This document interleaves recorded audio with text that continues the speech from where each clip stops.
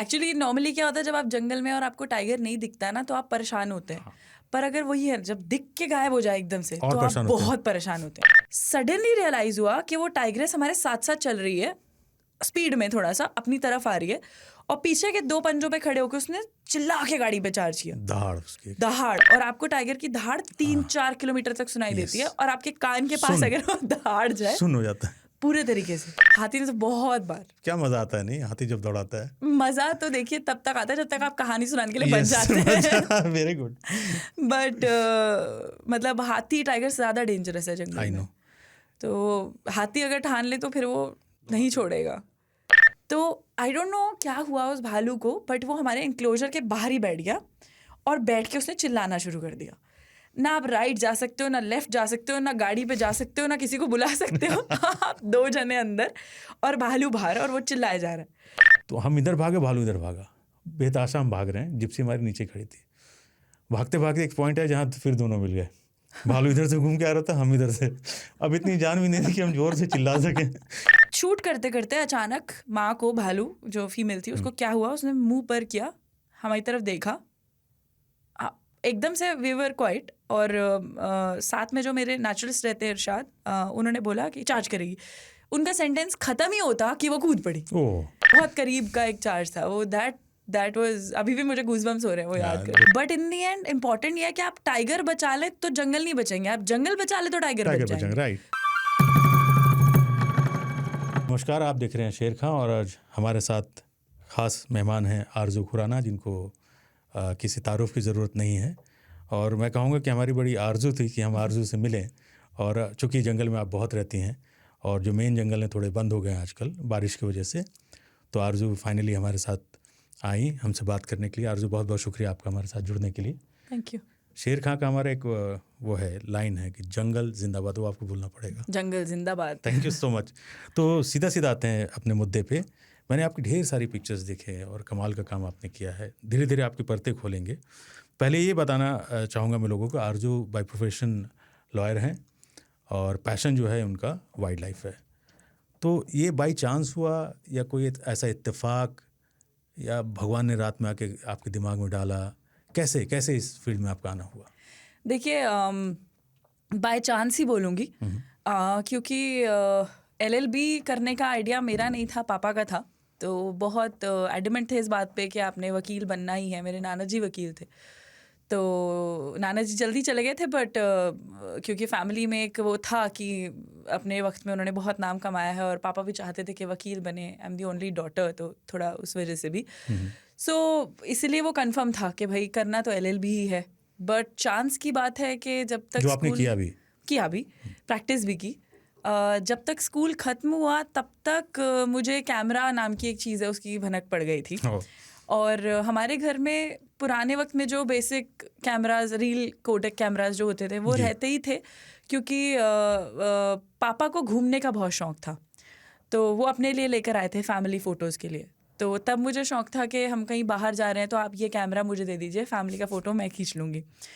और उस टाइम उन्होंने रील वगैरह डालनी भी सिखाई, जो थोड़ा थोड़ा करके घुमाने वाला सारा वही। सिस्टम। तो कभी कभार गलत पड़ी तो डांट भी खाई बाद में। तो वो सब रहता था। बट 12th स्टैंडर्ड जब ख़त्म हुआ, तब और कुछ से फेसबुक पे जा रहे थे लोग। तो तब मैं देखती थी कि जो मेरे दोस्त हैं जो स्कूल ख़त्म करके कॉलेज जा रहे हैं, वो एक फ़ोटो लगा रहे हैं जिसके बैकग्राउंड में बड़ा ब्लर है। तो वो चीज़ मुझे बड़ी अट्रैक्ट करती थी कि ये ब्लर कहाँ से आ रहा है, ना कोटेक वाले फ़ोटोज़ में मिलता है, ना साइबर शॉट में आता है, तो कैसे आ रहा है। So from there I started searching कि DSLR कोई चीज़ होती है। सो फिर मैंने कहा कि एक DSLR घर के लिए ले लेते हैं, छुट्टियों पे तो जाते ही हैं, तो कब तक ये रील कैमरा तो अब काम का नहीं है, इसको छोड़ देते हैं। कौन सा लिया था आपने बॉडी उस समय? T7i कैनन का। यस। तो पापा मान गए। तो शायद उनको लगता होगा कि यही वो मौका था जो मैं मना कर सकता था। बट T7i मुझे मिला, और वहाँ से फिर मैंने स्ट्रीट्स में जा कर के स्ट्रीट फोटोग्राफी चालू की, ऑटो मोड पे ही। तो सोचा कि थोड़ा और इसको जानते हैं। जब एक कैमरा आ गया घर में, फिर वहाँ से थोड़ा थोड़ा सीखना चालू किया, technique, manual mode, basic photography techniques. And then later on जब भी मैं स्ट्रीट के लिए जाती थी तो मैं घर आती थी तो मेरे कैमरा में कबूतर के फोटोज, बिल्लियों के फोटोज, डॉग्स, स्ट्रीट डॉग्स, बंदर जो मिलते हैं वो होते थे. सो देन आई थॉट ये इंसानों में उतना इंटरेस्ट आ नहीं रहा है, सो कुछ एक और वाइल्ड लाइफ का जॉनरा, फोटोग्राफी का जॉनरा एक्सप्लोर करते हैं, विच इज़ वाइल्ड लाइफ. तो वहाँ से सफ़र शुरू हुआ. पहला जंगल कौन सा था आपका? पहला जंगल भरतपुर बोलूँगी. बर्ड्स के लिए भरतपुर गई थी. तो बर्ड्स ही क्यों चुना? क्योंकि कबूतर और ये सारे ज़्यादा आते थे इस वजह से, या फिर करीब था दिल्ली से इस वजह से? करीब था दिल्ली से और मम्मी पापा को मनाना आसान था. तो आप सीधा अगर बोलें एक लौती बेटी होके कि भाई मुझे एक टाइगर रिजर्व में जाना है जहाँ टाइगर, हाथी ये सब मिलता है, तो they are not very thrilled about it. और मैं पहली अपनी फैमिली में हूँ जिसने कुछ भी वाइल्ड लाइफ से रिलेटेड किया है, तो उनको उस टाइम तक आइडिया नहीं था कि इस तरीके का भी कोई प्रोफेशन होता है वाइल्ड लाइफ फोटोग्राफी. तो इसके लिए मुझे लगा थोड़ा धीरे धीरे, लॉ में हम पढ़ते हैं सलामी मेथड होता है कि धीरे धीरे करके आपको स्लाइस करना होता है. तो वो मेरा पहला सलामी कट था कि मुझे भरतपुर तक जाने दो. वो इजी भी था, पेरेंट्स लोग है सुबह जाएंगे शाम में आ जाएंगे टाइप से. आपका एक प्रोजेक्ट है ATR, ऑल टाइगर रिजर्व, जिसमें आपने 56 टाइगर रिजर्व को कवर किया. अब बढ़ गए हैं, 58 हो गए हैं इंडिया में. ये दिमाग में आपके कहाँ से आया और क्यों आया? एक शौक तो बहुत वक्त से था कि इंडिया के सारे जंगल देखने हैं, और ये एक मेन रीज़न है कि वन गो में क्यों? ये एक मेन रीज़न है कि मैं बाहर नहीं गई थी इस फरवरी 2025 तक मैं इंडिया के बाहर कभी कैमरा लेके नहीं गई.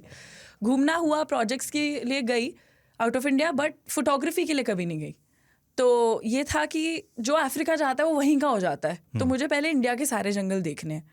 तो वहाँ से ये ज़िद शुरू हुई 7-8 साल पहले.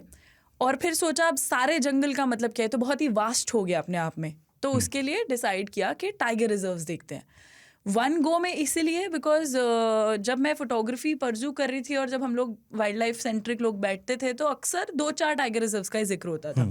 तो वहाँ से लगा, जब सोशल मीडिया पे एक अच्छा नंबर ऑफ पीपल जो है वो जानते हैं, एक अच्छे लोग एक्यूमुलेट हो गए हैं साथ में, सब समझने लगे हैं, तो इन्हें भी घुमाते हैं सारे और उसको एक ट्रैक्शन देते हैं. क्योंकि एक एक करते 56 टाइगर रिजर्व्स करना तो मतलब 5-10 साल का हो जाता मामला. सो आई थॉट एक ही बार निकलेंगे और सारे टाइगर रिजर्व्स कवर करके वापस आएंगे. तो उन 56 में से बेस्ट टाइगर रिजर्व आपको कौन सा लगा? बेस्ट इन टर्म्स ऑफ सुंदरता या टाइगर्स? टाइगर के पीछे हम नहीं भागते, हालांकि आप टाइगर रिजर्व गए इसलिए टाइगर की बात करूँ. यस, टाइगर के लिहाज से सुंदरता के लिहाज से मैं बोलूँगी ओवरऑल पाके बहुत सुंदर है. पाके टाइगर रिजर्व नॉर्थ ईस्ट में. yes. और मेलघाट भी बहुत सुंदर है टाइगर रिजर्व. तो आपको कान्हा और कॉर्बेट में खूबसूरती नहीं नजर आई? आपने कहा सबसे सुंदर कौन सा लगा?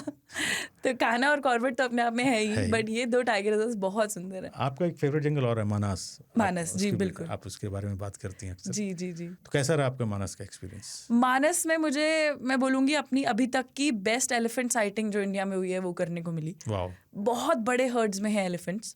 और पर्सनली मुझे एक चीज़ जो अभी अच्छी लगी मानस के बारे में, वहाँ पर उतनी ज़्यादा भीड़ नहीं है. हाँ. ऑल्दो हमारा आइडिया यही होता है कि जंगल कमर्शियलाइज हो जाए in order to save the forest also, but फिर भी अभी क्योंकि वो सेमी कमर्शियलाइज है तो कम भीड़ में आपको बहुत सुंदरता देखने को मिलती है. और फिर आप रॉयल मानस जो कि भूटान में है, मानस को क्रॉस करके वहाँ जा सकते हैं. तो वो ऑल टुगेदर एक बहुत प्यारा एक्सपीरियंस है. आप स्पीति वगैरह में भी गई हैं, स्नो लेपर्ड की पिक्चर भी आपने ली.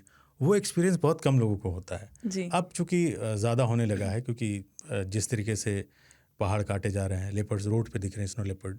लेकिन आपने बहुत मशक्क़त के साथ उस पिक्चर को लिया. कैसा था वो एक्सपीरियंस आपका?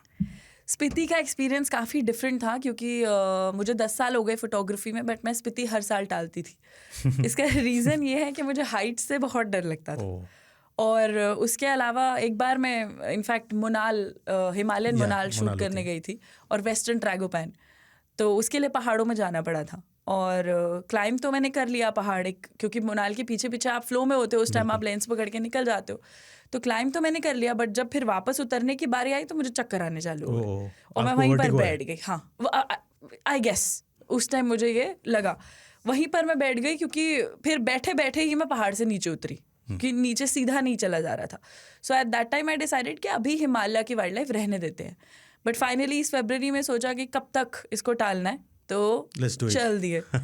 और हम जब वहाँ थे तो स्नोस्टॉर्म आ गया. 5 दिन पूरा स्पीति डिस्कनेक्ट हो गया. जिस बात का डर था एग्जैक्टली वही हुआ. ना नेटवर्क, रास्ते की सड़कें टूटी हुई थी और हमें बाद में न्यूज़ में पता लगा कि जो लोगों को पता लग रहा था आधी सड़कें बह रही हैं एंड ऑल दैट, लाइट चली गई हमारे वहाँ पे, कोई इलेक्ट्रिसिटी नहीं थी 4-5 दिन। तो वो एक अपने आप में बड़ा ही डिफरेंट एक्सपीरियंस था। बट लकीली मुझे फर्स्ट डे ही जिस दिन मैं पहुंची उस दिन स्नो लेपर्ड की अच्छी साइटिंग हो गई। पैर था लेपर्ड्स का मेटिंग में। वाओ। तो अपने आप में वो बड़ा रेयर है देखना। Yes of course. और नॉर्मली जब आप स्पीति जाते हैं तो आपको एक्लिमेटाइज होके जाना बहुत ज़रूरी है। बट हम लोग ने 2 दिन का ब्रेक लिया, बोलते हैं 3 दिन लें ताकि आप 500 मीटर एक दिन में गेन करें। 24 आवर्स में आपकी बॉडी एक्लिमेटाइज होती है।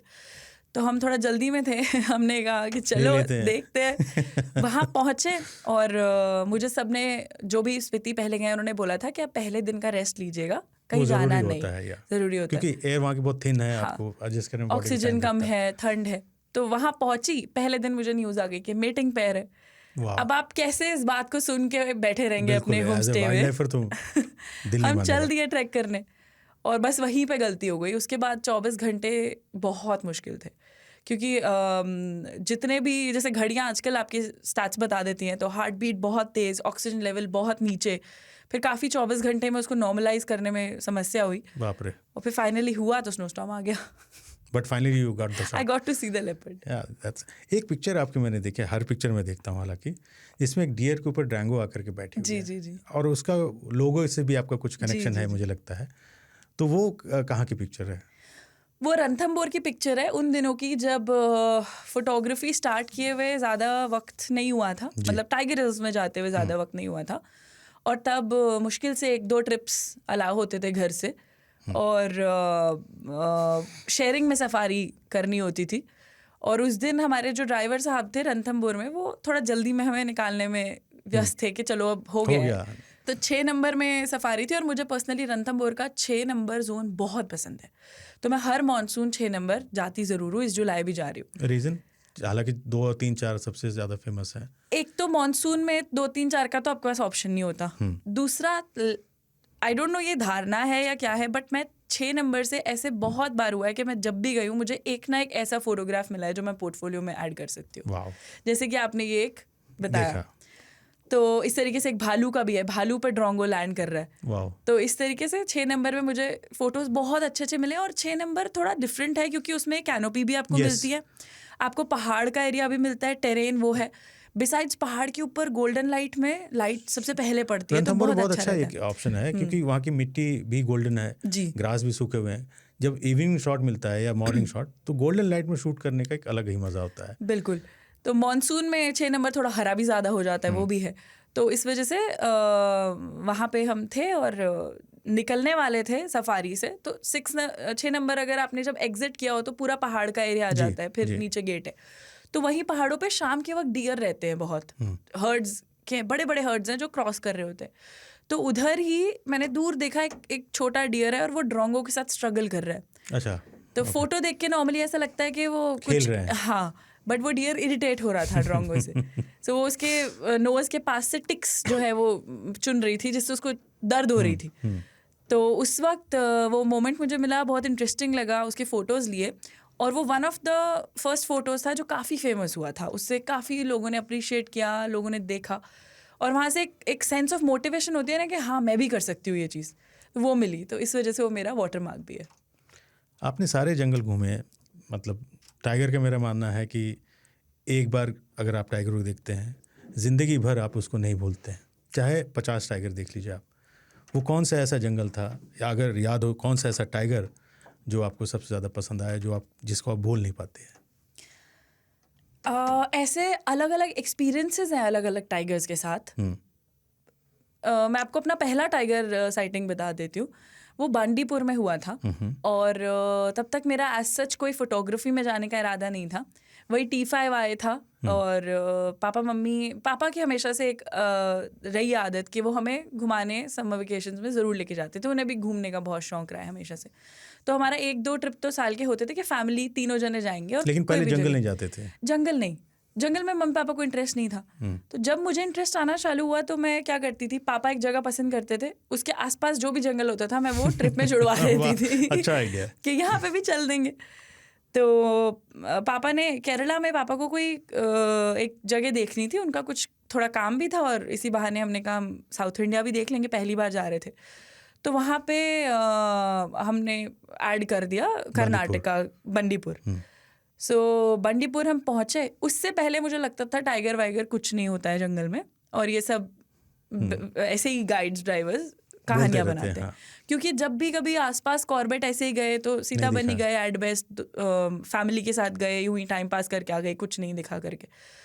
तो वहाँ पर पहुँचे और बंडीपुर में 2-3 सफारी बाद एक टाइगर फीमेल थी, वो पानी पीने फाइनली आ गई वाटर होल पे बहुत देर वेट करने के बाद।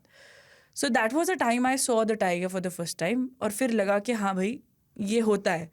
फ़ोटो तो उस टाइम उतने अच्छे क्या आने थे, सिर्फ एक रिकॉर्ड के लिए फ़ोटोज़ ले लिए, बट वो मोमेंट अपने आप में बहुत मेस्मराइजिंग था। और पापा ने तब देखा कि मुझे कितना एक्साइटमेंट हो रहा है वो मोमेंट देख करके। सो मम्मी पापा उसमें खुश थे कि चलो हम यहाँ आए और एक ऐसा पॉइंट है जिसमें बहुत खुश है। So that was the time when I saw the first tiger. सारे जंगल में जो फेमस जंगल हैं, कई ऐसे जंगल हैं जिसको जानते भी नहीं हैं लोग, जो कमर्शियली इतने पॉपुलर नहीं हैं। कॉर्बेट जाते हैं, आपके पास ऑप्शन है, जीप भी है, जिप्सी भी है, कैंटर भी है, हाथी भी है।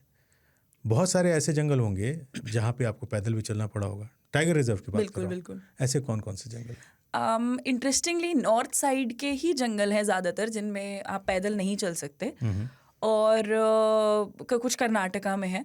बट नॉर्थ ईस्ट में हम ज़्यादातर जंगल में पैदल चले। नामदफा हम पैदल चले, नामेरी में हम पैदल चले, ओरांग में सफारी है। उसके अलावा साउथ इंडिया में पेरियार है जहाँ हम पैदल चले। परम्बिकुलम में भी आप पैदल चल सकते हैं। तो ये 2 जंगल हैं। पेरियार में लीच वगैरह पैर में चिपके या नहीं आपके? लीच मेरे पैरों में चिपके, बट पेरियार में नहीं, कूर्ग में।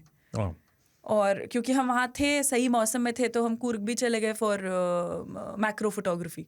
तो वहाँ पे खूब लीच पैरों में चिपके। और ऐसे काफ़ी जंगल हैं जहाँ हम अंदर पैदल घूमे। कभी टाइगर ने चार्ज वगैरह किया आप पे? पैदल तो नहीं किया। पैदल नहीं, ऑफ कोर्स पैदल करते तो चांसेस। जिप्सी में बहुत बार, अलग अलग पहला चार्ज कहाँ पे? पहला चार्ज तो मुझे याद नहीं, बट जो सबसे ज़्यादा अलार्मिंग चार्ज था वो मुझे याद है, वो मैं आपको बताती हूँ। हम लोग एक बफर जोन में थे एक जंगल के, और नाम नहीं बताना चाहती। ओके, वहाँ पर सफारी ख़त्म होने वाली थी, और एक मतलब थोड़ा कैनोपी एरिया था, तो अंधेरा अंधेरा सा हो रहा था। 5-7 मिनट थे मुश्किल से सफारी ख़त्म होने में। और दूर में, अभी तक कोई साइटिंग नहीं हुई थी, दूर में टाइगर, ऐसा लगा टाइगर है। तो मैंने अपना कैमरा उठाया, बिकॉज जूम आपका अच्छा होता है वाइल्ड लाइफ के लिए टेलीफोटो लेंसेज में। देखा कि कुछ है, एक टाइगर जैसा है, जूम इन करके देखा तो ग्रेनी सी इमेज थी, बट टाइगर थी, फीमेल थी। तो चलो 5 मिनट है, कोई बात नहीं, टाइगर तो दिख गया, हम खुश हो गए। तो इतनी देर में जब तक हम वो फिगर आउट कर पाते, देखते देखते वो टाइगर दिखना बंद हो गया। अब जाना भी उसी तरफ से था और टाइगर भी दिखना बंद हो गया। तो मैंने बोला कि चलिए हम धीरे धीरे गाड़ी बढ़ाते हैं, रास्ते में अगर बैठा हुआ दिख गया तो एक आध फोटो लेकर निकल जाएंगे। हमने गाड़ी बढ़ानी चालू की, और जहाँ पे वो टाइगर गायब हुआ था उसके पॉइंट तक पहुँचे। चल रही है धीरे धीरे गाड़ी, सडनली रियलाइज़ हुआ कि वो टाइग्रेस हमारे साथ साथ चल रही है, स्पीड में थोड़ा सा अपनी तरफ आ रही है, और पीछे के 2 पंजों पे खड़े होकर उसने चिल्ला के गाड़ी पे चार्ज किया। दहाड़। और आपको टाइगर की दहाड़ 3-4 किलोमीटर तक सुनाई देती है, और आपके कान के पास अगर वो दहाड़ जाए, सुन हो जाता है पूरे तरीके से, पूरी बॉडी सुन। हाथ में हमारे कैमरास थे, मेरे जो गाइड थे उनके हाथ में फ़ोन का कैमरा था, साथ में चला रहे थे, उनके हाथ में कैमरा। कुछ सूझा ही नहीं हमें, क्या बटन दबाना है, क्या होता है camera. We couldn't observe that moment, ये हुआ क्या यार, ये आई कहाँ से और इसने चार्ज कैसे किया।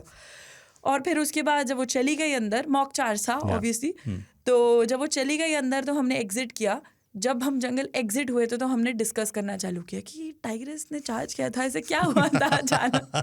तो तब हमारे में बोलने की हिम्मत आई। नहीं वो बहुत करीब का एक चार्ज था वो। दैट वाज, अभी भी मुझे गूज़बम्स हो रहे हैं वो याद करते। वो सबको ऐसे ही होता है। हाथी ने कभी चार्ज किया आपको? हाथी ने तो बहुत बार। क्या मजा आता है नहीं हाथी जब दौड़ाता है? मजा तो देखिए तब तक आता है जब तक आप कहानी सुनाने के लिए बच जाते हैं। Very good.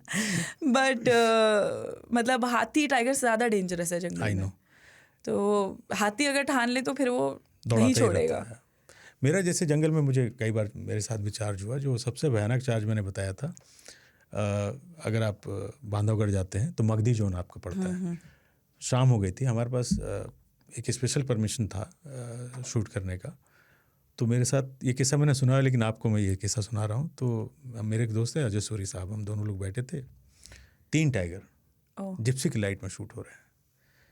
तो मैंने कहा डिस्टर्ब हो रहे हैं, लाइट बंद कर दो। तो ड्राइवर साहब ने हमारे लाइट बंद किया, तो बिल्कुल अंधेरा था। मैंने कहा लाइट ऑन कर दो, क्योंकि सब डर गए। ऑन किया तो 2, तो मैं दूसरा तीसरा किधर गया? तो मेरे दोस्त जो थे वो बड़े मस्त मौल आदमी ने कहा, यार खान साहब लालची ना बनो यार, 2 तो मिल ही रहा है। हम कि इडियट, मैं ये सोच रहा हूँ तीसरा किधर है। तब तक तीसरा यहाँ पे आ चुका था, और जो आपके साथ हुआ दाड़, एक अलग से आवाज़ होती है, वो रोरिंग नहीं कर रहा होता, आम वाला नहीं था। तो उसके बाद हम जिप्सी भागी है, ये तीनों भी भगा रहे हैं। नेक्स्ट डे दोपहर तक मेरे हाथ काबू में नहीं थे, हाथ काँप ही रहे थे। तो टाइगर चार्ज कोई कभी नहीं बोल सकता, और लेकिन किक मिलता है बाद में। आपने सही कहा, अगर बच जाओ तो फिर वो आपके लिए किस्सा, तब आपको कहानी सुनाने में मज़ा आता है। हाथी भी ऐसे ही आपको दौड़ाते हैं। इससे मुझे एक छोटा सा किस्सा और याद आया। एक्चुअली नॉर्मली क्या होता है, जब आप जंगल में और आपको टाइगर नहीं दिखता है ना, तो आप परेशान होते हैं। पर अगर वही है, जब दिख के गायब हो जाए एकदम से, तो आप बहुत परेशान होते हैं। तो मेरे साथ हुआ ये था, मैं नाइट सफारी में थी एक जंगल में, बफर जोन था, अलाउड है वहाँ पर। बहुत बफर जोन में आपने घुमाया। एक्चुअली मुझे पर्सनली कोर से ज़्यादा मज़ा बफर में आता है। तो वहाँ हुआ ये कि रात में हम घुसे जंगल में, और घुसते ही हमें पग मार्क्स दिख गए। तो हम लोग एक्साइटेड हो गए कि हाँ भाई टाइगर है। ज़्यादा लोग नहीं थे तब, गाड़ी में 2-1 लोग थे। मेरी मम्मी भी साथ थी, पूरा रास्ता हनुमान चालीसा पढ़ रही थी। तो हुआ ये कि हम लोग गए और राउंड लेकर के वापस आए, तो वहीं रोड पे फिर से जिप्सी के टायर मार्क्स के ऊपर पग मार्क्स। तो कहा ठीक है चलो, आसपास ही है मतलब टाइगर, और अंधेरे में रात में जंगल में आपको सिर्फ उतनी सड़क दिखती है, बस जितनी लाइट पड़ रही होती है। बिल्कुल, इधर भी काला इधर भी काला, आपको कुछ नहीं दिखता। तो आगे का जो छोटा सा एरिया हमें विजिबल था, उसमें पग मार्क्स। फिर से हम घूम के आए, फिर देखा सामने पग मार्क्स। तो 2-3 बार यही होता रहा, और हनुमान चालीसा चल रहा था। मम्मी का बैकग्राउंड में तो चल रहा था। तो वो टाइगर देखने से पहले ही चल रहा था। वो बोल, उनकी पहली नाइट सफारी थी, तो वो मना रही हूँ ना दिखे। हाँ, वो यही कह रही थी ना दिखे। तो वो मुझे पहले भी थोड़ा कोस रही थी कि तुम रात को क्यों मेरे को लेके जा रही हो, बट मुझे था कि चलो रात को भी आप एक्सपीरियंस करो, तो मैं ले गई उनको। अब हुआ ये कि घूमते घामते 2-3 बार जब ऐसा हुआ, तो मैंने ड्राइवर को बोला कि ये स्टॉकिंग पे है क्या, कहीं गाड़ी स्टॉक तो नहीं कर रहा है। कुड भी यार। तो गाड़ी, ड्राइवर और गाइड के दिमाग में वहम आ गया कि पहले तो बोले नहीं मैडम ऐसा नहीं होता है, पर मन में तो आ गया, मुंह पे कैसे दिखाएं। तो हमने बोला कि चलिए जो सामने नाला है, तो द पीपल जो नहीं समझते, नाला जंगल में जो भी नदी क्रॉस कर रही होती है, सूखा थोड़ा सा होता है वो एरिया, उसे नाला बोल देते हैं। तो वहाँ पे हमने जाके गाड़ी पार्क कर दी। नदी सूखी हुई थी उस टाइम, कीचड़ था। तो गाड़ी पार्क करने के बाद मैंने ड्राइवर को बोला आप लाइट बंद कर दीजिए, जब टाइगर आएगा ना, जैसी आवाज़ सुनाई देगी तुरंत लाइट ऑन कर देना, मैं कैमरा लेके रेडी रहूँगी। तो बीन बैग पर मैंने अपना कैमरा सेट किया, लाइट ऑफ की। 2-3 मिनट में मुझे थोड़ी खलबली होनी शुरू हो गई, क्योंकि पग मार्क्स तो फ्रेश थे, कहीं इधर पास ना हो, कहीं इस टायर के पास ना हो। मम्मी की चिंता अलग थी। तो मम्मी तो ऊपर देख के बस हनुमान चालीसा पढ़ रही भगवान। तो अचानक से उसने 2-3 मिनट बाद मेरे कहने पर लाइट ऑन की, और सामने के कीचड़ में सिर्फ पग मार्क्स ही पग मार्क्स। ओह, यानी वो सामने खड़ा था। वो नहीं, टाइगर नहीं था, वो आया, उसके साथ पग मार्क्स थे, 2 बच्चे थे, वो खेले, और वो कब चले गए हमें 2-4 मिनट में कोई आवाज नहीं आई। Wow. Tiger was this silent. और रात को आप जानते हैं जंगल कितना शांत होता है। वो कब आके खेल के चले गए, हमें कुछ नहीं दिखा, we could only see the pug marks. वो एक मोमेंट था जब मुझे रेट्रोस्पेक्टिवली डर लगा कि नहीं, डरने वाली बात थी बिल्कुल। लेकिन टाइगर ने आके कितना हंसा होगा आप पे कि पागलों, मैं यहाँ नहा करके बच्चों के साथ खेल के जा रहा हूँ, तुम खड़े रहो। बिल्कुल। कई जंगल में जैसे लोग जाते हैं, मैं हमेशा लोगों से कहता हूँ जंगल सिर्फ टाइगर नहीं होता। आप भी ऐसा मानती हैं? बिल्कुल मानती हूँ, क्योंकि tiger is a part of the forest. Yes. So tiger is not a forest. हाँ, tiger can never be the forest. Yeah. Any animal can never be the forest. Of course वो फूड चेन की top पे है, cat है, attractive है, वो सब चीज़ें हैं। टाइगर्स ये ज़रूर मान सकते हैं, टाइगर्स जंगल में इसलिए होते हैं बिकॉज एक तरीके से वो भी जंगल बचा ही रहे हैं, इको सिस्टम को बैलेंस करते हैं, और फिर ज़्यादा लोगों का हिंडरेंस उतना नहीं रहता बिकॉज हो ना हो टाइगर से डर तो सबको ही लगता है। तो वो एक चीज़ है, वो ऑफकोर्स एक टूरिज्म भी लाने का तरीका है, वो सब कुछ है। Personally I love shooting tigers, all the animals, but in the end important ये है कि आप टाइगर बचा ले तो जंगल नहीं बचेंगे, आप जंगल बचा ले तो टाइगर बच जाएंगे, राइट। तो उस तरीके से चलता है ये। हर आदमी का एक फेवरेट होता है, किसी का टाइगर। मैंने बहुत सारे ऐसे फॉरेन टूरिस्ट को देखा, फॉरेनर्स को देखा है जो टाइगर यहाँ पे बैठा है बट वो बर्ड्स में अपना इंटरेस्ट दिखा रहे हैं, आपने भी देखा होगा। तो आपका कौन सा फेवरेट जानवर या चिड़िया है जिसको आप शूट करने के लिए उतावली रहती हैं कि जंगल जाऊँगी तो ये शूट करना है? मेरे साथ ये है कि किसी भी स्पीशीज़ के अगर बच्चे हो, यंग वंस हो, तो उसके लिए मैंने बहुत सारी चीज़ें जंगल में छोड़ी हैं, मतलब अच्छी अच्छी साइटिंग्स छोड़ी हैं। एक बार मुझे डिकाला में जंगल कैट के बच्चे दिख गए, वाह, और वो इतने प्यारे थे, मैं आपको बता नहीं सकती। वो खेल रहे थे, पेड़ पे चढ़ रहे थे, माँ की पूंछ से लटक रहे थे, इतना अट्रैक्टिव मोमेंट था। हम इधर शूट कर रहे हैं, जो ठंडी सड़क है उसके पास, सामने से टाइगर क्रॉस करके चला गया और हम लोगों ने बॉदर भी नहीं किया कि हम पीछा करें टाइगर का, क्योंकि ये जो ऐसा कोई मोमेंट चल रहा था ना इस टाइम पे, एक तो मुझे वो विटनेस करने में बहुत मज़ा आता है और फोटोज़ भी अच्छे मिलते हैं। तो हाथी के बच्चे या क्योंकि हमेशा वो प्लेफुल मोड में होते हैं, हाँ, आपको अच्छे पिक्चर मिल जाते हैं, तो वो मुझे शूट करना बहुत पसंद है। वो बर्ड के भी बच्चे हों, अगर ऐसा कोई मोमेंट चल रहा हो जहाँ वो फीड कर रही है बच्चों को या आपस में खेल रहे हैं, या किसी भी एनिमल के बच्चे हो, तो वो मुझे बहुत अच्छा लगता है। जंगल कैट वैसे भी बहुत रेयर है साइटिंग होना, टाइगर ज़्यादा मैं मानता हूँ जंगल कैट को स्पॉट करना। आज तक मुझे एक ही बार दिखी है कॉर्बेट में, मुझे 1 या 2 बार कॉर्बेट में एक दिखी थी, और एक शायद कहाँ दिखी थी, आई थिंक कान्हा में दिखी थी या कहीं पे। कान्हा आप गई हैं कभी? जी, मैं सारे टाइगर रिजर्व में गई हूँ। I am sorry, my mistake. Kanha का सबसे बेस्ट पार्ट आपको क्या लगा? कान्हा जो फॉरेस्ट है मुझे इसलिए अट्रैक्ट सबसे ज़्यादा करता है क्योंकि वो मिक्स है।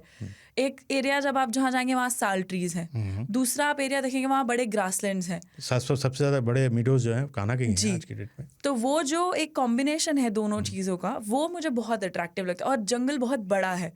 और फिर फोटोग्राफी पॉइंट ऑफ व्यू से बोलूँ तो कान्हा में मुझे हमेशा लाइट बहुत अच्छी मिलती है। क्योंकि जंगल बहुत खुला हुआ है वो। और फिर अगर पेड़ भी हैं तो छन के जो लाइट आ रही होती है वो बहुत अच्छी दिखती है, क्योंकि साल ट्रीज है तो आपको हरियाली हर बार मिल जाती है। और बाइसन उसमें 4 चांद लगाते हैं। बाइसन भी है और फिर बारहसिंगा भी है, वो सब रीजंस की वजह से कान्हा बहुत खूबसूरत। तो सारे जंगल आप घूम, मुझे आपसे जलन हो रही है कि मैं सारे नहीं घूम पाया और आप सारे जंगल घूम चुकी हैं। एक आपने ये किस्सा बताया जब टाइगर को आप बफर जोन में चेस कर रही थी, कभी ऐसा लगा कि आज काम हो गया? कितनी बार? ऐसा भालू के साथ लगा है 2-3 बार। भालू, क्योंकि भालू जब भी बहुत करीब आता है मुझे लगता है काम हो गया। टाइगर के साथ तो खैर एक्चुअली क्या होता है ना, टाइगर जब आप पे चार्ज करता है ना, आप चार्ज हो जाने के बाद डरते हैं, पर इतना मौका नहीं देता है वो आपको। पर भालू, क्योंकि टाइगर ऐसे मोमेंट्स नहीं बनाता, बैठेगा ही करेगा, जाएगा, कूद जाएगा, और वो मॉक चार्ज होते हैं हमेशा ज्यादातर, और भगवान करे मॉक ही रहे। और जो भालू होता है वो उसका मॉक भी बड़ा अलग सा होता है। तो एक बार हम लोग पन्ना में थे और बच्चा और माँ दोनों, उस टाइम पे तो बहुत अग्रेसिव होते हैं वो। जी, तो बच्चा और माँ टर्माइट खा रहे थे। तो हम पहले दूर खड़े थे, अपना फोटोज ले रहे थे, पीछे गाड़ियों की लाइन लग गई। तो पीछे वाली गाड़ी ने बोला अब आगे चलिए, अब कितनी देर आप होल्ड करेंगे? तो थोड़ा हमने गाड़ी बढ़ानी शुरू करी। अब पोजीशन ऐसी हो गई कि हमारे आगे से एक पलट के गाड़ी लग गई, हमारे पीछे गाड़ियों की लाइन थी, थोड़ा दूर हम बीच में थे, और ये दोनों ऐसे डायगोनल थे हमारे बिल्कुल सामने। शूट करते करते अचानक माँ को, भालू जो फीमेल थी, उसको क्या हुआ, उसने मुंह पर किया, हमारी तरफ देखा, एकदम से वी वर क्वाइट। और साथ में जो मेरे नेचुरलिस्ट रहते हैं इरशाद, उन्होंने बोला कि चार्ज करेगी। उनका सेंटेंस खत्म ही होता कि वो कूद पड़ी। और मेरे पास वो वीडियो भी है, बाप रे। और हम बहुत पास थे भालू के। वो एक मोमेंट था जिसमें जैसे ही उन्होंने बोला ये चार्ज करेगी, और जब भालू ने मेरी तरफ देखा, उस मोमेंट में लगा आज हो गया काम। और एक बार ऐसा मेरे साथ और हुआ था भालू के साथ, हम लोग हम्पी में थे, वहाँ पे स्लॉथ बेयर सेंचुरी है। तो वहाँ पर आप एक इंक्लोजर में बैठ के भालुओं को देख सकते हैं, और इंक्लोजर के आसपास ही घूमते हैं भालू। और वो इंक्लोजर टेबल से थोड़ा सा चौड़ा होगा, मतलब वो हाथ अगर अंदर डालेगा तो वो आपको अच्छे से, हाँ। तो आई डोंट नो क्या हुआ उस भालू को, बट वो हमारे इंक्लोजर के बाहर ही बैठ गया, और बैठ के उसने चिल्लाना शुरू कर दिया। ना आप राइट जा सकते हो, ना लेफ्ट जा सकते हो, ना गाड़ी पे जा सकते हो, ना किसी को बुला सकते हो। आप 2 जने अंदर और भालू बाहर, और वो चिल्लाया जा रहा है। फाइनली थोड़ी देर हो गई, हम चुप बैठे रहे, भालू शांत हुआ और वो चला गया। बट वो जो 1-2 मिनट का टाइम था, उसमें मुझे लगा कि आज मैं यहाँ से तो नहीं निकल रही। भालू ने मुझ पे खैर चार्ज नहीं किया कभी। भालू मुझे बहुत कम दिखे। एक बार चार्ज नहीं था वो मेरी भी बेवकूफ़ी थी और भालू ज़्यादा समझदार था मुझे लगता है। तो हम एक पॉइंट पे पैदल थे, मैं और एक जंगल के बंदे, बफर जोन ही मैं कहूँगा था। तो हम दोनों उतर रहे थे, पहाड़ी का ऐसे रास्ता था राउंड, तो सामने भालू आ गया। तो भालू, ऐसा माना जाता है कि भालू बगैर किसी रीज़न के आप पे अटैक करता है, हमला करता है, चार्ज करता है। टाइगर के रीज़न होते हैं बाकी जानवरों के। किंग कोबरा और भालू ऐसे माने जाते हैं कि बेवजह वो आपको हमला कर सकते हैं, चार्ज कर सकते हैं।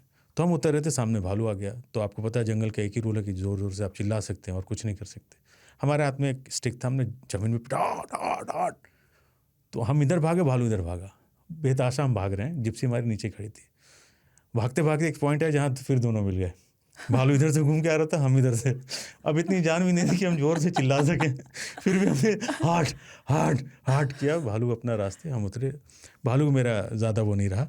कभी आपने राइनो, तो ऑफकोर्स आपने देखे होंगे राइनो, आपने कहाँ, दुधवा में देखा या काजीरंगा में? दुधवा में भी देखा, काजीरंगा में भी, मानस में भी, तीनों जगह पे आपको साइड में।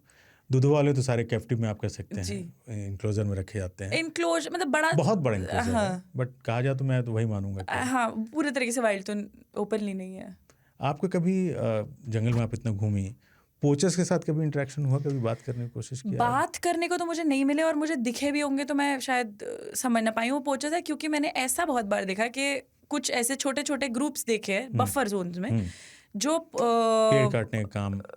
पेड़ तो खैर वो तो चलिए कुछ ना कुछ परमिशन या जो भी रहता है, बट कुछ ऐसे लोग देखे जब फॉरेस्ट डिपार्टमेंट की गाड़ी आती है तो वो भाग जाते हैं दूर से। तो जहाँ तक मुझे लगता है कुछ तो गड़बड़ चल रही होगी वहाँ पर हाँ, इससे मुझे एक बड़ी इंटरेस्टिंग बात याद आई। मैं आपको एक किस्सा सुनाती हूँ इंद्रावती टाइगर रिजर्व का। इंद्रावती टाइगर रिजर्व एक ऐसी जगह है जहाँ पे मुझे आने से मना कर दिया गया था। हम लोग कोशिश में थे कि हम लोग जिस भी टाइगर रिजर्व में जाएं, फॉरेस्ट डिपार्टमेंट के किसी ना किसी व्यक्ति से ज़रूर मिलें। अगर डीएफओ साहब मिल सकते हैं तो नथिंग लाइक इट, और नीचे कोई रेंजर है, कोई भी जूनियर स्टाफ भी अगर हमें मिल जाता है, पेट्रोलिंग गार्ड भी मिल जाता है, तो एटलीस्ट बात हो जाएगी, थोड़ा जंगल के बारे में पता चल जाता है आपको। तो इंद्रावती के बारे में मैंने आइडिया ही नहीं था कैसे पहुँचना है, तो इन्फॉर्मेशन खोजनी चालू करी जब हम उस ओर बढ़ रहे थे छत्तीसगढ़ साइड। तो जैसे तैसे 2-3 दिन की रिसर्च के बाद मुझे किसी ने 2-3 चेन बनती गई, 2-3 लोगों ने 2-3 लोगों से कनेक्ट किया, और अल्टीमेटली हमें इंद्रावती टाइगर रिजर्व में एक व्यक्ति मिले जो वहाँ के जाने माने ऑर्निथोलॉजिस्ट हैं। तो वहाँ पे वो शायद इकलौते या 1-2 जन ही होंगे जो वाइल्ड लाइफ के लिए उस एरिया में कुछ काम कर रहे हैं, बिकॉज वो उतना ज़्यादा टूरिज्म तो ज़ीरो ही है इंद्रावती में। अब इंद्रावती का 90% एरिया डिस्टर्ब्ड है अलग अलग तरीक़ों से, मतलब कुछ ना कुछ डिस्टर्बेंस वहाँ चलता रहता है। इंद्रावती बक्सर के पास है, बक्सर के बारे में सबने सुना है वो पूरा का पूरा। जी, तो वहाँ पे हमें बोला गया था कि आप मत आइए, क्योंकि हमारी कोई रिस्पॉन्सिबिलिटी वहाँ पे आपकी कोई नहीं लेगा, कोई होटल्स है नहीं, रहने के लिए कुछ जगह नहीं है। पर हमारी प्रॉब्लम ये थी, अगर मैं इंद्रावती नहीं जाती तो ATR पूरा नहीं होता, तो जाना ही था। क्या जिद थी यार, मज़ेदार जिद तो मैं आपको क्या बताऊँ, ऐसी थी कि 3 दिन फ़ोन बंद रखा, घर वालों को कुछ बोला नहीं, क्योंकि अगर मम्मी को बता देती कि मैं इंद्रावती जा रही हूँ तो वहीं से वो वापस बुला लेती। तो उनको हमने बाद में बताया जब हम वहाँ से आ गए। तो अब हमें जैसे जैसे वो ऑर्निथोलॉजिस्ट का कॉन्टैक्ट मिला तो उनके पास हम चल दिए। तो अब मैं जिसको फ़ोन करती थी वो बोलते थे कि आप इंद्रावती, नहीं रहने दीजिए, अच्छा आइडिया नहीं है। एक लौते वो व्यक्ति थे जिन्हें मैंने फ़ोन किया, उन्होंने कहा अरे मैडम आप इंद्रावती आ रही है, आइए। एक पागल को दूसरा पागल मिल रहा था। तो वो एक्साइटमेंट मुझे थोड़ा डराने लगी, उससे बकरा हलाल होने से पहले की एक्साइटमेंट होती है। तो मैंने कहा चलिए अब क्या कर सकते हैं, जाना तो है ही। तो हम पहुँचे वहाँ, फिर उन्होंने मुझे इंद्रावती के किस्से सुनाए, और फिर उन्होंने जैसे तैसे हमारे DFO सर से भी मीटिंग अरेंज करी। DFO सर ने भी हमें बोला कि थोड़ा है ही परेशान तो है ये एरिया, पर उन्होंने हमें जंगल के बारे में बताया, और उन्होंने the department was kind enough कि उन्होंने बोला मैं अपनी गाड़ी आपको दूंगा और आप थोड़ा सा एरिया इंद्रावती का जो सेफ एरिया है हमारे कंट्रोल में, आप वहाँ पर घूम आइए। अगले दिन जब मैं वहाँ जा रही थी तो मैंने वहाँ पर देखा कि 2 बच्चे थे, वो मतलब टाइगर रिजर्व शुरू होने से पहले बाहर की साइड में पत्थर मार रहे थे कहीं, नहीं पेड़ पे गुलेल से, और एक बोरा भरा हुआ था। तो मेरे गाड़ी में कोई एक व्यक्ति थे, उन्होंने बोला कि चलिए मैडम एक चीज़ दिखाता हूँ आपको। हम उतरे, हम गए, उन्होंने बोला बच्चों को कि क्या कर रहे हो, तो बोले हम येलो फुटेड ग्रीन पिजन का शिकार कर रहे हैं। तो मैंने कहा हम जैसे लोग जो इन एरियाज में घूमते हैं उनके लिए बहुत बड़ी बात है यार, क्या बात करो तुम, येलो फुटेड ग्रीन पिजन मार। उन्होंने मुझे बोरा दिखाया, उसमें भरे हुए थे मरे हुए ग्रीन पिजन्स। एंड आप ऐसे मोमेंट पे कोई दुनिया नहीं बदल सकते, आपको ये भी कंट्रोल करना है। और no matter how much I love wildlife and I want to control everything, but जहाँ पे इतना है मैं भिड़ नहीं सकती उनसे। तो मैंने चुपचाप देखा और थोड़ा ऐसी मूड अपसेट हुआ और मैं चुप हो गई, क्या बोलती। फिर उन्होंने मुझे एक और बोरा दिखाया, उसमें भी बहुत पक्षी थे। तो मैंने उनसे पूछा आप ये इतना सा पिजन क्या करेंगे, खाएंगे इसको, क्या करेंगे। तो उन्होंने अपनी भाषा में कुछ समझाया कि वो वहाँ पर उस थ्रिल को एंजॉय करने के लिए शिकार करते हैं, जो हमारे यहाँ पहले हुआ करता था वाइल्ड लाइफ एक्ट से पहले। अब प्रॉब्लम क्या है, उनकी दिक्कत ये है कि एजुकेशन कम है, अवेयरनेस कम है। वहाँ पर उस तरीके से अभी तक वैसा काम हो नहीं पाया है जैसा हमारे कॉर्बेट और रणथंभौर में है। तो यहाँ पे हमने फॉरेस्ट डिपार्टमेंट ने काफ़ी हद तक चीज़ें सेव कर दी हैं, फिर भी गॉड फॉरबिड एक दो केसेस कभी ना कभी हमें सुनने को मिलते हैं। वहाँ पे कोई जाता ही नहीं है, कोई बात ही नहीं करता। तो बच्चे बचपन से सीखते ही यही हैं कि poaching is the only way forward. ये जो मेरे साथ ऑर्निथोलॉजिस्ट थे, इन्होंने मुझे बड़ी इंटरेस्टिंग चीज़ें बताई। इन्होंने वहाँ पे कोयल के लिए बहुत काम किया और भी 2-3 बर्ड्स को बहुत अच्छे से बचाया। यही बच्चे जो पत्थर मार के इन पक्षियों को मारते थे, इन्हीं को उन्होंने वॉचर्स बनाया। तो इस तरीके से वहाँ पे काम हो रहा था। But that was one incident when I got to meet poachers. अब मैं आपके सवाल जवाब हटा देता हूँ। अब आते हैं अपने डिस्कशन पे, मतलब इन जनरल आपको क्या लगता है कि सबसे ज़्यादा खतरा जो जंगल को है वो किससे है? मतलब आपको नहीं लगता, क्योंकि बाकी जंगल, जैसे आपने एक जंगल की बात की, ऐसे और बीसियों जंगल हैं जहाँ पे नाम के टाइगर रिजर्व हैं, उनको लेकर के जो गाइडलाइंस कॉर्बेट में फॉलो किया जाता है वहाँ नहीं किया जाता। उन जंगलों को बढ़ाने के लिए और अच्छा करने के लिए आप क्या सोचते हैं क्या होना चाहिए, क्योंकि आप देख के आई हैं अपने आंखों से? देखिए, मुझे एक्सपर्ट तो नहीं हूँ, पर पूरा इंडिया घूमने के बाद, सारे टाइगर रिजर्व देखने के बाद मुझे एक चीज़ जो समझ में आती है, और सारे इतने लोगों से जो फॉरेस्ट डिपार्टमेंट के लोग हैं उनसे बात करके एक चीज़ जो समझ में आती है वो ये है कि जंगल तो आप अब बढ़ा नहीं सकते हैं। आप ये ज़रूर रोक सकते हैं कि एक तो वो कम ना हो, दूसरा थोड़ा बहुत जो हमारे एरियाज और पैच, मतलब जंगल पॉकेट्स में ना सिमटे, वो बहुत इंपॉर्टेंट है। क्योंकि अब क्या हो रहा है, हम उस स्टेट पे हैं कि अगर एक जंगल में टाइगर बढ़ जा रहे हैं तो हमें टाइगर्स को ट्रांसलोकेट करना पड़ रहा है आर्टिफिशियली। हमारे कॉरिडोर्स नहीं है। तो हम कॉरिडोर्स को थोड़ा सॉलिडिफाई कर सकते हैं। एक चीज़ जिस पे हम थोड़ा ध्यान दे सकते हैं कि जो बचे कुचे कॉरिडोर है वो बच जाए। जो ऐसे है कि 70% बचे हुए, 30% वहाँ पे लोग हैं, उनको हम कैसे ना कैसे सेव कर लें, वो सॉलिडिफाई कर लें। ये सब हम चीज़ें कर सकते हैं। हमने शुरू किया था सरिस्का से। सरिस्का अपने आप में बहुत ही पोटेंशियल है टाइगर रिजर्व में। सरिस्का की वजह से दिल्ली में जो पानी का वो है संतुलन, वो चलता रहता है। एक बड़ी लंबी कहानी मुझे वहाँ के जो हमारे DFO सर हैं उन्होंने सुनाई इस बारे में।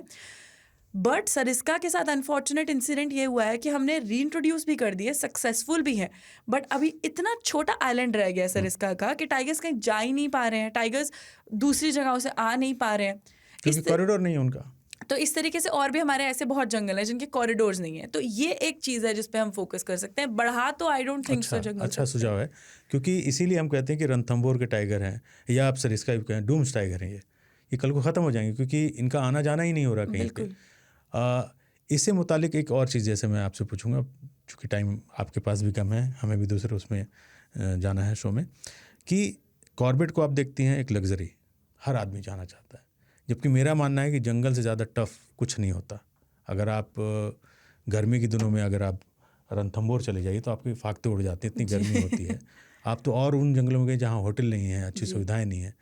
तो एक तरफ जब नवीनीकरण हो रहा था कॉर्बेट का, उस समय के फील्ड डायरेक्टर थे राजीव भरतरी साहब। जी, शायद आपने नाम सुना होगा उनका। तो हमने उनसे बोला कि ये गलत कर रहे हैं आप, ऐसा करके आप जो एक आम दिल्ली वाले हैं जिनके पास पैसा है वो कॉर्बेट पार्क पहुँचेंगे और एंजॉय करेंगे, क्योंकि तब लाइट नहीं होती थी, इतने अच्छे टाइल्स लगे हुए कॉटेज नहीं थे, खाने की व्यवस्था ज़ीरो थी, कैंटीन नहीं हुआ, एक काला साहब की कैंटीन होती थी, फेंसिंग नहीं किया हुआ था।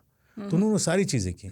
हमने उसका बहुत विरोध किया कि ये गलत है, बट उन्होंने एक चीज़ समझाई कि जंगल को बचाने के लिए टूरिस्ट का होना बहुत ज़रूरी है, क्योंकि वो आँख और कान होते हैं, बिल्कुल CCTV का काम करते हैं। तो बाद में मुझे लगा कि हाँ, ही वॉज राइट। बट आज की जो दुर्दशा आप देख रही हैं, चंद्रपुर में आपने देखा पिछले महीने 12 लोग मारे गए टाइगर की वजह से। हर जगह पे टाइगर, रणथंभौर में टाइगर बढ़ रहे हैं जैसा कि आपने कहा कि जंगल जितना बचा हुआ उसे ही बचा लो। टाइगर बढ़ रहे हैं, जंगल कम पड़ रहे हैं। अब उनको शिफ्ट करने की बात आती है तो स्टेट गवर्नमेंट चली आती है कई बार, जैसे गिर के लायंस कहीं नहीं गए आज तक, वो भी डूम्स लायंस हैं। आपको नहीं लगता है कि इस पे सरकार को कुछ ऐसे जंगल को आइडेंटिफाई करना चाहिए जहाँ पे टाइगर नहीं है या कम है, और जिन जंगल में टाइगर की कैपेसिटी फुल हो चुकी है उनको वहाँ शिफ्ट किया जाए? देखिए, स्टेट टू स्टेट ट्रांसलोकेशन तो हो ही रहा है। जैसे राजस्थान में अभी अभी 2 टाइगर्स उठाए, एक रामगढ़ विषधारी भेजा है, मुकुंदरा भी भेजा है, कनकटी को मुकंदरा भेज दिया है जी। तो इस तरीके से ताडोबा से भी टाइगर्स जो है वो ट्रांसलोकेट होते हैं। पन्ना जो है वो अपने आप में एक बहुत ही बड़ा एग्जाम्पल है ट्रांसलोकेशन का। सरिस्का एक एग्जाम्पल है, राजा जी है, राजा जी है। तो ये सारी जगहें हैं, ये हो रहे हैं, स्टेट टू स्टेट तो हो रहे हैं। अब इंटर स्टेट ट्रांसलोकेशन होना चाहिए या नहीं, इसके लिए I am not sure if I am the right authority to comment, because tiger का सर्वाइवल भी क्वेश्चन में आता है कि अगर एक रणथंभौर का टाइगर है वो ना जाने उत्तराखंड में सर्वाइव कर पाएगा कि नहीं। तो उसके लिए इंटर स्टेट कितना होना चाहिए उसको हम नहीं कह सकते, but state to state translocation तो ऑफ कोर्स बना ही रहना चाहिए। बिसाइड्स अगर एक स्टेट में किसी भी तरीके से जंगल के कॉरिडोर्स कनेक्ट हो जाएं तो फिर वही बात वहां आ जाएगी कि टाइगर खुद से ही चला जाएगा, फिर आपको जरूरत नहीं है। हमने कितने एग्जाम्पल्स देखे हैं कि हजारों किलोमीटर टाइगर्स जो है वो ट्रैवल करके गए हैं। बिल्कुल। तो एक अभी सिमलीपाल वाला जो पश्चिम बंगाल होते हुए कहाँ घूम के चला है जी। तो सतपुड़ा में एक टाइगर था, वो पन्ना के फोटोग्राफ्स में आया है। तो इस तरीके से टाइगर अपना रास्ता ढूंढ लेंगे। सतपुड़ा मैं सारे टाइगर रिजर्व्स गए। ऑफ कोर्स अंडररेटेड नहीं है सतपुड़ा। सतपुड़ा बहुत सुंदर है और डेफिनेटली वहाँ पे टूरिज्म बढ़ना चाहिए। ऐसे हमारे बहुत सारे टाइगर रिजर्व्स हैं जिनमें लोगों को जाना चाहिए। क्योंकि आप प्लीज बताएं, क्योंकि लोग जाते हैं आपके कहने पे, क्योंकि बिल्कुल नॉर्थ ईस्ट की अगर मैं बात करूँ तो आप पाके जरूर जाएं। ओरांग एक छोटा टाइगर रिजर्व है बट बहुत प्यारा है, और वहाँ पे टाइगर्स भी हैं, आपको दिखेंगे। नामेरी है, नामदफा है। इन टाइगर रिजर्व्स में एक वाइट विंग्ड वुड डक मिलता है जो और कहीं नहीं मिलता है। वहाँ पे आप जाएं। डाम्पा में हमें पैदल चलने को मिला, ये सबसे एक अलग सा ही tiger reserve, zero tourism tiger reserve है डाम्पा, मिजोरम में। हमें 3-4 दिन तो ड्राइव करने को लग गए वहाँ पे। हम पेट्रोल पंप्स पे सोए, हम लोग टूटे फट्टों पे सोए। क्या बात है। पूरी रात पानी टपक रहा था, हम मंजियाँ लगा के सोए क्योंकि कुछ होटल्स वगैरह थे नहीं, जगह नहीं थे। कितनी बार दूध पी के साथ को सोए बिकॉज कोई रेस्टोरेंट, कुछ होटल नहीं मिल रहा है। तो एनीवे, तो ये सारे टाइगर रिजर्व्स हैं जो आप, और जंगल घूमने का असली मजा फिर वही है ना, क्या 5-स्टार होटल में। तो साउथ इंडिया में पेरियार है, परम्बिकुलम है, इनमें जाएं केरला में। तमिलनाडु में मुद्दुमलाई है, मेघामलाई है, मुन्ननथुरई है, सत्यमंगलम है। सो ये सारे टाइगर रिजर्व्स हैं, यहाँ जाना भी बहुत इंपॉर्टेंट है, और हम जाएंगे तभी ये टाइगर रिजर्व सेफ रहेंगे। यार क्या जर्नी है आपकी, मतलब कुछ भी नहीं छोड़ा आपने। मैं तो मुझे लग रहा है मैं 4 घंटे और बैठ कर सुनता रहूँ। अब भाई देव अर्जुन ने जितने जंगल बताए हैं उनमें आप अगर करीब रहते हैं या जाना चाहते हैं ज़रूर जाएं। ये बड़े जंगल जो होते हैं अच्छे हैं नो डाउट, लेकिन सतपुरा जैसे हमने बात की, सतपुरा में गया था, मुझे लगा इतना खूबसूरत जंगल है, लेकिन कोई नहीं जानता, उसको प्रमोशन नहीं किया जाता, प्रमोट नहीं किया जाता, या हम खुद भी नहीं जाना चाहते। दूधवा एक ऐसा जंगल है, अगर दूधवा दिल्ली में रहने वालों को तो लखनऊ दिल्ली तो डेफिनेटली 6 घंटे में आप पहुँचते हैं दूधवा। पीलीभीत बहुत अच्छा है, आप जाए वहाँ पे। दूधवा जब मैं गया था तो मुझे राइनो वहाँ पे दिखे थे, वहाँ पे भी बारहसिंगा हैं। और पहली बार मुझे वहाँ पता चला था कि बारहसिंगा का वहाँ पे डेली काउंट होता है। अच्छा, ये सेंसस जैसे हर जगह साल में डेली काउंट होता है कि 1, 2, 3, 4 इतने हैं। तो मैंने कहा रियली? उन्होंने कहा हाँ जी साहब ऐसा होता है। अब पता नहीं, उस समय रूपक डे वहाँ के PCCF होते थे, फील्ड डायरेक्टर भी वही एक ज़माने में थे, फिर PCCF हुए तो उन्होंने भेजा था हमें, तो मुझे पता चला कि डेली उनका सेंसस होता है। So that's very good, great thing. आरजू बहुत बहुत शुक्रिया, बात बहुत कर सकते हैं और टाइम की कमी है, तो इस वादे के साथ कि एक बार आप, और एक बार नहीं कई बार आप हमारे शो में आते रहेंगे। हमें यकीन है कि आपको भी अच्छा लगा होगा, और हमारे जो सुनने देखने वाले उनको तो आज बल्ले ही बल्ले हैं, क्योंकि इतने जंगल मुझे भी नहीं पता थे। मतलब इन द सेंस इतने जंगल हैं, मैं कभी गया नहीं, कुछ जानकारियाँ जो आरजू ने दी मुझे भी नहीं पता थी। To be very honest, thank you Arzoo, आप हमारे शो में आए। अब खत के लिए बढ़ते हैं जमशेद भाई के पास। तो ये थी बातचीत आरजू खुराना और शेर खान की। उम्मीद है इससे आपको बहुत सारी और जानकारियाँ मिली होंगी, और जंगल के प्रति जो आपकी जागरूकता है, जानवरों के प्रति जो आपका प्रेम है, और नई जानकारियों के लिए जो आपका इंटरेस्ट है वो उससे और जगह होगा। तो अब हम लौट आए हैं इस एपिसोड पे, और हम पिछले एपिसोड्स में जो हमने बातचीत की थी एरो हेड को लेकर, बिल्कुल, और उससे जुड़े हुए जो ख़त आए हैं उनको हम पढ़ते हैं और आगे बढ़ते हैं।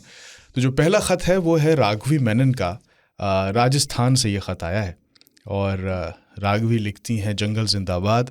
जिंदाबाद। This is my first letter and I'm not sure if you will read it as you would be getting many letters.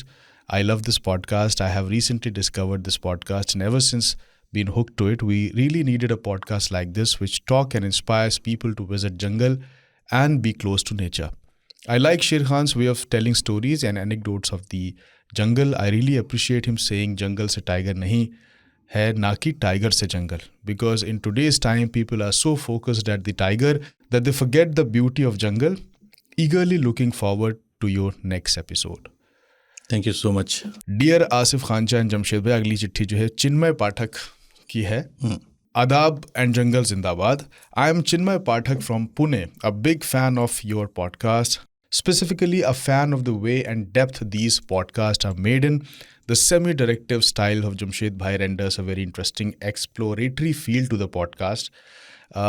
Requesting you to make a podcast episode on late forest officers and writers Padam Shri Maruti Chitampalli. बिल्कुल बिल्कुल करेंगे। बहुत बहुत शुक्रिया। बहुत शुक्रिया आपका। अगली चिट्ठी जो है वो कनाडा से आई है, हम सबके बहुत प्यारे बिल्कुल दिनेश कुमार शर्मा। ये हमारी एक ब्रांच है कनाडा में। हाँ, दिनेश साहब नहीं आते, मुझे लगता है कि कुछ कमियां रह गई हैं। हाँ, तो दिनेश भाई जंगल जिंदाबाद ये हमारे प्रोग्राम की एक ब्रांच है कनाडा में। तो चलिए शुरू करते हैं इनकी चिट्ठी। बहुत मुख्तसर सा ख़त लिखा है। लिखते हैं, प्रिय खानचा, जंगल जिंदाबाद। आजकल कनाडा के एल्बर्टा राज्य के बैंफ के जंगलों में घूम रहा हूँ। ये बहुत ही खूबसूरत लेक्स का शहर है और यहाँ पर काफ़ी घने जंगल हैं। कल एक एलक और जंगली भेड़ों के दर्शन हुए, मन प्रसन्न हो गया। मेरी ज़िंदगी में इस आधारभूत बदलाव के लिए आपका धन्यवाद। अरे बाप रे। और जमशेद भाई को ढेर सारा प्यार। डॉक्टर दिनेश कुमार शर्मा कनाडा से। मैं एक चीज़ देखता हूँ, बहुत सारे लोग ख़त में ये बात लिखते हैं कि इस पॉडकास्ट के बाद उनकी ज़िंदगी में कुछ बदलाव आए हैं, ज़िंदगी और नेचर के प्रति जो उनका नज़रिया है उसको लेके फ़र्क आया। ये बहुत बड़ी बात है, बहुत बड़ी बात है। यही आपकी मेरी मेहनताना है और खुशी मिलती है। और दिनेश साहब तो खैर कनाडा में अपना देख रहे हैं, इंडिया में भी इन्होंने देखा ही होगा। बिल्कुल, बहुत बहुत शुक्रिया सर। आपके इस पिक्चर फोटो लिए होंगे तो भेजिए जरा, हम भी देखें। ये चीज़ तो हम हिंदुस्तान में नहीं देख पाते। करेक्ट। और बाहर जाने का कभी अपन को मौका ही नहीं लगता। Thank you sir. तो अगली चिट्ठी जो है वो राकेश भाई की है। ये भी हमारे प्रिय जंगल के वासी हैं, हमारे जंगल जिंदाबाद के। बिल्कुल। तो इनकी चिट्ठी सुन लेते हैं। मैं ऑडियो ऑन कर रहा हूँ। खानचा, जमशेद भाई, शेर खान की पूरी टीम और शेर खान सुनने वाले तमाम श्रोताओं को मेरा जय हिंद, नमस्कार। मैं राकेश कुमार दास, जमशेदपुर, झारखंड से। खानचा, मैंने सचिन राय जी के साथ वाला आपका पिछला एपिसोड देखा। एपिसोड इतना इंगेजिंग था कि मैंने एक बार देखना शुरू किया और एक ही बार में पूरा एपिसोड निपटा डाला।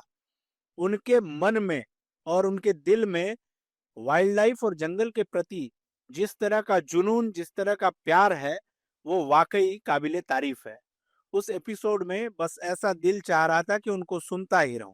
और ऐसा ही जुनून अगर हम सब के दिल में जंगल और जंगली जानवरों के प्रति पैदा हो जाए तो वाकई ये दुनिया कमाल की हो जाएगी। खानचा, पिछले दिनों वाइल्ड लाइफ की दुनिया में कई सारी घटनाएं घटी। इसमें कुछ सुखद घटनाएं रही और कुछ बेहद ही दुखद और दर्दनाक घटनाएं थी। इनमें से एक थी कर्नाटक के चामराजनगर जिले के MM hills wild life sanctuary में एक मादा बाघिन और उसके 4 शावकों के डेड बॉडी मिलने की घटना। इस घटना ने मन को अंदर से व्यथित कर दिया। बाद में जांच में पता चला कि पास में ही एक गाय का शव भी मिला जिससे जहर देने की आशंका हुई और जांच में यह पाया गया कि उस जहर युक्त गाय का मांस खाने से ही ये मौतें हुई।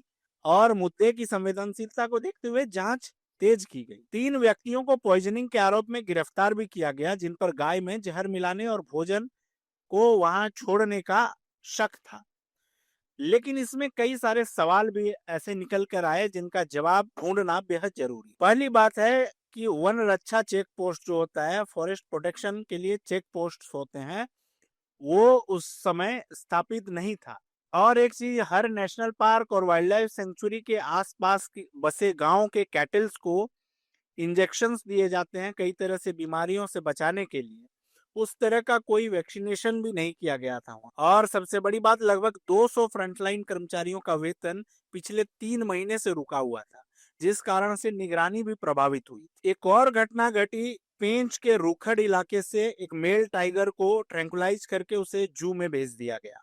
उस पर जंगल के पास रहने वाले ग्रामीणों को मारने का संदेह था।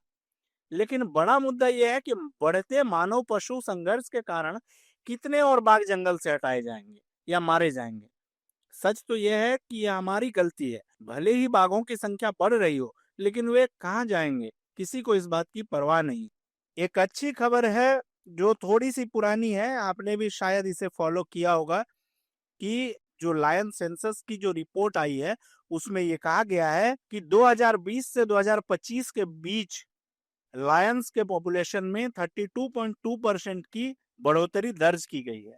2020 में जहां 674 शेर थे, वहीं 2025 में 891 शेर पाए गए हैं। लेकिन ये चिंता का विषय यह है कि इनका आबादी क्षेत्र जो है, ये जो नेशनल पार्क का इलाका है, वहां से निकलकर ये मानव बस्तियों के आसपास ज्यादा देखे गए हैं। ये बहुत बड़ी चिंता की बात हो सकती है। बहुत ही बढ़िया, थैंक यू सो मच दास साहब। और इनको पूरी जानकारी रहती है, ये जंगल में ही खोए रहते हैं। हालांकि जंगलात वालों के लिए, जंगल के लिए ही काम करते हैं आप। अच्छी बात है, इनको हर स्टेट के अपडेट्स इनके पास होते हैं, जैसा कि उन्होंने बताया भी। Thank you so much sir, ऐसे ही आप हमें अपनी चिट्ठियाँ भेजते रहें। आपको बहुत बहुत शुक्रिया। बहुत बहुत शुक्रिया इस चिट्ठी के लिए। और अब हम बढ़ते हैं कुछ कमेंट्स की तरफ। जो पिछले हफ्ते जो हमने एरोहेड वाला एपिसोड किया था, उस पर जो कमेंट्स आए हैं उनमें कुछ कमेंट्स हम सारे पढ़ते हैं। हाँ। और कुछ यहाँ पे भी जमशेद भाई पढ़ते हैं, तो जिनके छूट जाएं ये ना समझे कि कमेंट नहीं पढ़े गए हैं, वक्त की कमी होती है इसलिए। रंजॉय मित्रा लिखते हैं, one of the best wild life episode I have ever seen. I will see such a discussion 100 times. A discussion more vivid than 100 hours of safari video. A lifetime experience. Thank you so much. Ravi Singh कह रहे हैं बहुत प्यार भी, और arrowhead की अलविदा कहानी की मिली जुली खुशी और गम की यादों में मैं खो गया था। खानचा, थैंक यू सो मच यार। वो था ही ऐसा कि हर आदमी खो जाता है, ऐसे जब सिचुएशन आते हैं तो कई बार यादों में खो जाता है, कई बार उसकी कहानी में खो जाता है। करेक्ट। तो thank you so much. Miku Parmar, जंगल जिंदाबाद। जिंदाबाद। गौरव जोशी ने लिखा है कि कमाल का एपिसोड था ये, सचिन जी को सुनने में बड़ा मज़ा आया। ऐसे ही ये इस कार्यक्रम में आगे भी आते रहें। इनसे अगली ट्रिप में वापस आने के बाद कोडिएक भालू के और कुछ दिलचस्प किस्से कहानियाँ सुनने की इच्छा है। अब सचिन जी ने साइबेरिया और साइबेरियन अमूर बाघों की बात की, व्लादिवोस्तोक का जिक्र किया है, तो वो जग प्रसिद्ध घटना व्लादिमीर मार्कोव की अमूर बाघ द्वारा बदले के इरादे से मारे जाने वाले कहानी की याद ताज़ा होना लाजमी है। इस घटना के ऊपर the tiger a true story of vengeance and survival नाम की किताब लेखक जॉन विलियंट ने लिखी है। वो काफ़ी चर्चा में रही। इस घटना में बाघों को बदला लेने के काबिल बताया गया। इस प्रकार से बदला लेने का ये दुनिया का शायद एकमात्र किस्सा होगा जिसमें बाघ ने ठंडे दिमाग से उसके गुनाहगार शिकारी का बंदोबस्त काफ़ी खूंखार तरीके से किया। आसिफ भाई ने कई साल जंगल में गुजारे हैं और उनका जंगल का अनुभव काफ़ी समृद्ध है, तो उन्होंने अपने कार्यकाल में ऐसी कई घटना देखी या ऐसे किसी जानवर के बारे में सुना हो कि वो अपने बदले की आग में इतना आमादा हो गया कि उसने revenge is dish served best cold इस कहावत को हकीकत में उतारा हो। तो मेरे संज्ञान में हाथियों के द्वारा की गई घटनाएं हैं जहां पे इंसानी बस्तियों पे हमले किए गए या फिर घरों को नुकसान पहुंचाया गया हाथी के झुंड के द्वारा। Thank you and with lots of love and respect to you Jamshed भाई एंड आसिफ भाई, जंगल जिंदाबाद। थैंक यू गौरव, इनको कितनी जानकारी है यार। हाँ, ये हाथी वाले किस्से तो मैंने कई देखे हैं जी, रिवेंज वाले। टाइगर्स के मैंने ह्यूमन के साथ नहीं, लेकिन टाइगर वर्सेस टाइगर एक हमने एपिसोड किया था, कनकट्टी और लंगड़ी बांधवगढ़ की, रिवेंज ऑफ टाइगर एक फिल्म भी थी, जिसमें कैसे वो एक टेरिटरी से हटाई जाती है, फिर वापस आती है, फिर उसके बच्चे, मतलब पूरा एक फिल्मी सीन था जो इन्होंने पूछा। और कमाल की इनको जानकारी है सारी चीज़ों की, और काफ़ी लगता है किताब वगैरह पढ़ते हैं। बहुत अच्छी बात है, और लोगों को सजेस्ट कीजिए कि कौन कौन सी किताब वो पढ़ सकते हैं। अपने जानने वालों में शेर खां को आप शेयर करें, क्योंकि ये ऐसा पॉडकास्ट है जमशेद भाई की फैमिली के साथ भी आप देख सकते हैं, सुन सकते हैं, और कहीं ना कहीं भी जो आपके आने वाले जनरेशन है उनको भी इंस्पायर्ड करता है Sher Khan. Thanks a lot sir to both of you and for share these information and knowledge, really great. ये कहते हैं कुंता साहब। थैंक यू कुंता साहब। और बलराम कह रहे हैं शोर के बीच संगीत की तरह होते हैं शेर खान और तीन ताल के एपिसोड्स। सागर कह रहे हैं बेहतरीन podcast. Thank you. Kuldeep Singh बोलते हैं लव यू खांचा जमशेद भाई। धन्यवाद सचिन लव यू जी। टू। ऐसे ही नए नए मेहमानों को बुला लिया कीजिए, मज़ा आ जाएगा। आरण्य आयुर्वेद कहते हैं Sachin sir great information, thank you. Doctor Arvind Kumar Gondia से, थैंक यू। मैं आपके शो का रेगुलर व्यूअर रहा हूँ, आज भी अत्यंत सुंदर एपिसोड लेकर आए हैं आप। सौभाग्य से मैं पहला व्यूअर हूँ इस एपिसोड का, जंगल जिंदाबाद। क्या बात है। अशोक चौधरी कह रहे हैं बेहद खूबसूरत और रूहानियत वाली बातें आपकी और सचिन भाई की। काफ़ी ब्रॉडकास्ट हैं पर आपके यहाँ बातें दिल से होती हैं, रूह से बातें होती हैं जंगल की। और लास्ट वाल्मीकि सर वाला ब्रॉडकास्ट भी बहुत बहुत खूबसूरत था। बस यूँ ही सुंदर और बेहतरीन बातें करते रहें। Thank you so much. Ravi Singh कह रहे हैं क्या बोलूँ मैं इस एपिसोड के बारे में, जितना बोलूँ उतना कम है। और एरो हेड के लिए तो आंखें नम हैं, बहुत शानदार, बहुत बढ़िया। Thanks Khancha, Siddiqui sir, Sachin sir I can feel your pain how in front of your eye someone who is very lovable for you was finishing her last breath. Thank you so much. वो सचिन के लिए वाकई बहुत, मैं भी होता तो मतलब मैं उस पिक्चर को देखा ही नहीं। उसके वीडियो भी डले, मैंने नहीं देख पाया क्योंकि देखने का मतलब नहीं। एक खूबसूरत चीज़ को जब आपने देखी है, करेक्ट, तो उसको ऐसे क्यों देखना यार, उस हालत में बहुत देखना अफसोसनाक लगता है। Thank you. तो बहुत सारे कमेंट्स हैं, कुछ के मैं नाम ले लेता हूँ जल्दी जल्दी ताकि सारे लोग शामिल हो जाएं इसमें। जगदीश पुरोहित, बासित साहब, विजय, दिनेश शादमान, दीप दास, प्रकाश शर्मा, उदय मलिक, नूतन, मृणालिनी कलिता जो तेजपुर से आसाम से हर बार चिट्ठी लिखती हैं। उन्होंने कहा कि जंगल जिंदाबाद। टाइगर के बिहेवियर के बारे में बहुत कुछ सीखा मैंने, interesting episode. Thank you so much. Back from the jaws of jungle के तरफ से भी एक अच्छा आया है। अभिजीत सिन्हा जो वाइल्ड लाइफर हैं लखनऊ से, उन्होंने भी कमेंट किया है। सचिन पाटिल ने भी कमेंट किया है, कह रहे हैं कि जंगल जिंदाबाद खांचा जमशेद भाई, मैं सचिन पाटिल मुंबई महाराष्ट्र से। बहुत बढ़िया पॉडकास्ट रहा आज का। सचिन राय जी ने अपने अनुभव हमें साझा किए, वो अद्भुत थे। सचिन जी जब बोल रहे तो एरो हेड के प्रति उनका प्यार उनकी आंखों से ही झलक रहा था। बिल्कुल। आसिफ भाई, उनको अपने शेर खान पॉडकास्ट में एक बार फिर बुलाना ताकि वो अपने अनुभव जंगल की कहानियाँ साझा कर सकें। बिल्कुल। जयदीप घोष हैं, चिन्मय पाठक हैं, विशाल, रितेश पटेल और बहुत सारे और कमेंट्स हैं। अंकुर, आप लोग ऐसे ही कमेंट्स करते रहिए, हमारे एपिसोड्स को आगे बढ़ाते रहिए, शेयर करते रहिए ताकि जंगलों का जिक्र और ज़्यादा हो। बिल्कुल। नेचर के प्रति लोगों की का प्रेम बढ़े, जागरूकता आए और हमारे पॉडकास्ट को भी लोग देखें थोड़ा बहुत है। बिल्कुल। तो इसी उम्मीद के साथ आज का पॉडकास्ट यहीं ख़त्म करते हैं, फिर मिलेंगे आपसे, तब तक के लिए जंगल जिंदाबाद।